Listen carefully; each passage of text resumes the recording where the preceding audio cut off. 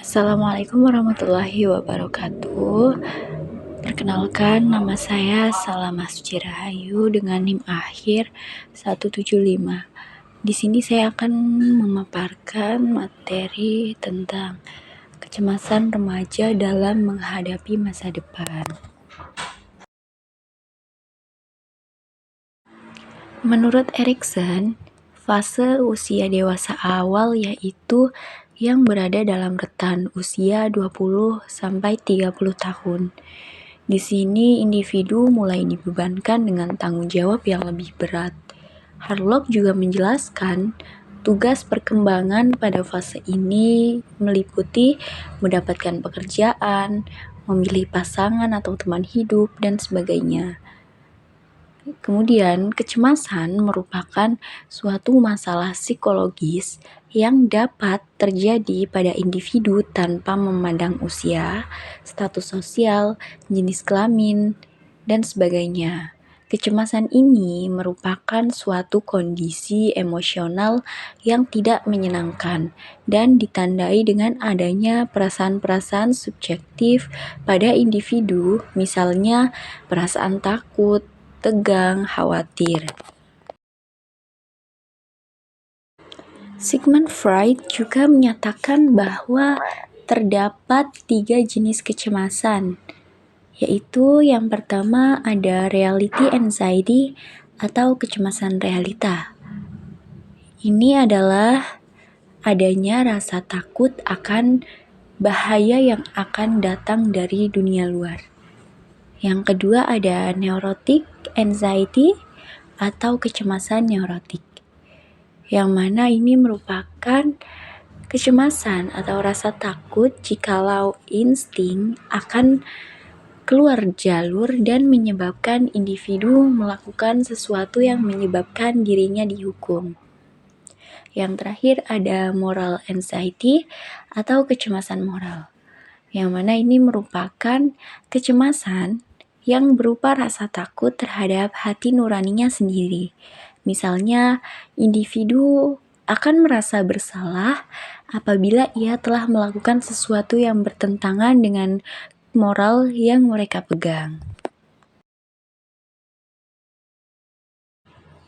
Nah, di sini ada aspek dari kecemasan menurut Clark and Beck yang meliputi ada aspek afektif yang dimana perasaan individu saat mengalami kecemasan itu meliputi rasa gugup, tegang, gelisah, tersinggung, kecewa, dan rasa tidak sabar. Selanjutnya ada aspek fisiologis, yaitu ciri fisik yang muncul ketika individu mengalami kecemasan. Di sini tuh meliputi detak jantung lebih meningkat, berkeringat, sesak nafas, nyeri dada, nafas menderu lebih cepat, mual, menggigil, lemas, gemetar, bisa jadi pingsan, terus mulut kering, serta bisa menyebabkan otot tegang. Kemudian ada juga aspek kognitif yang meliputi perasaan takut tidak dapat menyelesaikan masalah, kurang berkonsentrasi, takut mendapatkan komentar negatif, dan sulit melakukan penalaran. Nah, yang terakhir ini ada aspek perilaku, yaitu menghindari situasi yang dirasa mengancam dirinya, terus lebih diam, banyak bicara atau terpaku, dan mencari perlindungan, serta sulit untuk berbicara.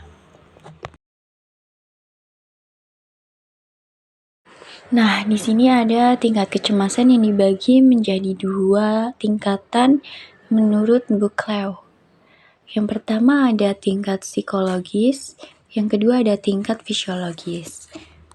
Tingkat psikologis merupakan kecemasan yang berwujud pada gejala kejiwaan, contohnya seperti perasaan tegang, khawatir, bingung, susah berkonsentrasi, perasaan tak menentu, dan lain sebagainya. Yang kedua, tingkat fisiologis, yaitu Kecemasan yang sudah berwujud pada gejala fisik, terutama pada fungsi sistem syaraf pusat. Contohnya seperti jantung berdebar-debar, sulit tidur, sering gemetar, keluar keringat dingin berlebihan, mual, dan sebagainya. Selanjutnya ada faktor-faktor penyebab kecemasan.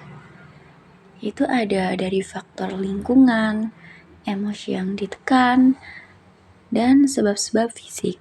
Yang pertama dari faktor lingkungan, pada dasarnya lingkungan akan mempengaruhi cara berpikir mengenai dirinya pribadi dan orang lain, baik dalam lingkungan keluarga, pertemanan, pekerjaan, dan lain-lain. Kecemasan ini biasanya timbul apabila seseorang atau individu merasa tidak aman atas lingkungan di sekitarnya. Yang kedua, dari faktor emosi yang ditekan. Nah, kecemasan ini dapat terjadi pada seorang individu manakala dirinya tidak mampu menemukan jalan keluar bagi perasaannya sendiri dalam hubungan personal. Misalnya, ketika individu menekan emosi marah atau frustasi dalam jangka waktu yang lama, hal ini dapat memicu adanya kecemasan. Nah, yang terakhir tuh dari faktor sebab-sebab fisik. Nah, di sini tuh tubuh dan pikiran merupakan dua hal yang saling berhubungan. Kecemasan juga dapat terjadi apabila fisik mengalami suatu perubahan, misalnya apabila seorang individu sedang berada pada kondisi kehamilan. Nah, hal ini tuh dapat memicu timbulnya suatu kecemasan. Nah, dari faktor-faktor penyebab kecemasan yang sudah saya paparkan, adapun dampak kecemasan berlebihan terhadap masa depan, yaitu menyebabkan individu memiliki pandangan yang pesimis terhadap masa depan, mengurangi motivasi untuk mencapai tujuan. Nah, di sini tuh ketika individu memiliki pandangan yang pesimis terhadap masa depan, maka hal ini bisa mengurangi motivasi untuk mencapai tujuan yang diinginkan. Kemudian ada mempengaruhi pengambilan keputusan, membuat individu ragu, dan menghindari resiko yang memungkinkan bermanfaat. Ya, selanjutnya ada kecemasan yang berkepanjangan dapat berkontribusi pada gangguan mental lainnya seperti bisa depresi yang dapat mengizinkan persepsi terhadap masa depan. Yang terakhir ada mengurangi kualitas hidup secara keseluruhan, mempengaruhi hubungan sosial dan kemampuan untuk berfungsi dalam kehidupan sehari-hari. Selanjutnya ada cara-cara mengatasi kecemasan terhadap masa depan. Yang pertama itu kita belajar untuk mulai mencintai diri sendiri. Yang kedua, tidak perlu membandingkan diri dengan orang lain. Percaya bahwa setiap proses orang masing-masing itu berbeda-beda dan kita tidak perlu untuk membandingkan diri kita dengan orang lain.